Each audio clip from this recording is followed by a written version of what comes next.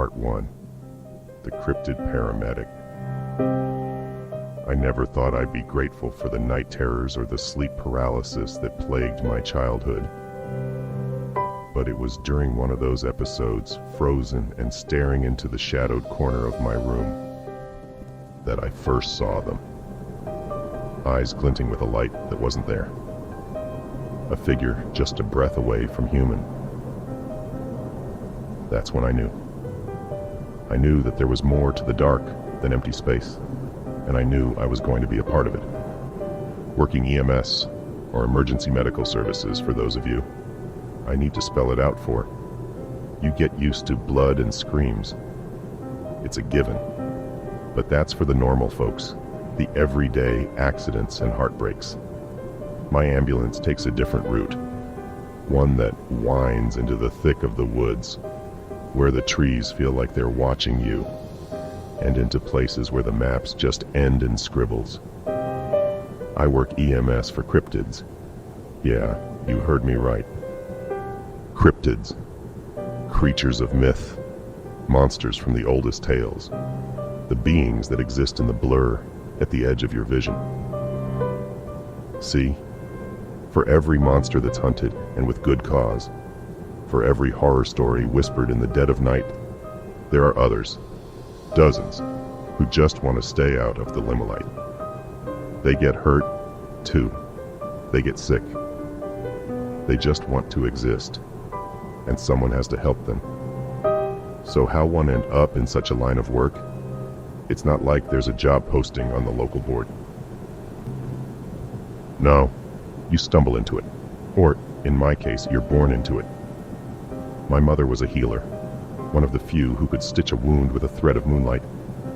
And my father, well, he was more of the cryptid persuasion.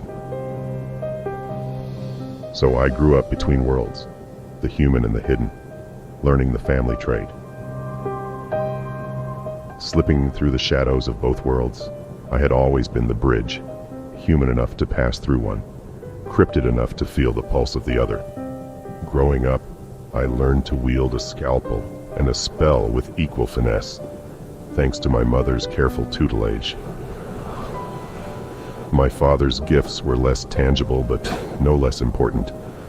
An understanding of the silent language of the forest, the soft step that makes no sound on fallen leaves, the calm that can quell a rampaging beast.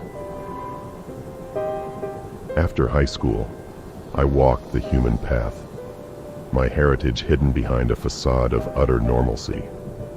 I became a paramedic, trading in moonlight stitches for the sterile glow of hospital lights.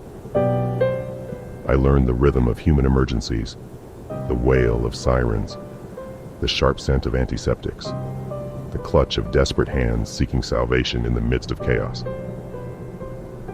Years passed, and I thought I had found my calling among humanity. That was until the night my mother called. Her voice, once the commanding tones of a master healer, was frail and threaded with pain.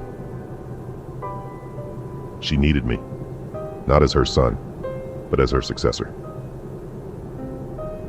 The cryptid community she had served for decades was now mine to care for. On the night that changed everything, the call came in just past 2 a.m. The dispatcher's voice was calm, but there was an undercurrent of urgency that you learned to recognize. It wasn't a Haman in distress. It was one of them, and they were dying. I took a deep breath, grabbed my bag, filled with more than just bandages and IV fluids, and stepped into the night. The boundary between my two lives was blurring, and as I drove into the heart of the forest, I realized that this was where I truly belonged. Here, in the space between shadow and soul, where every call was a step deeper into the unknown.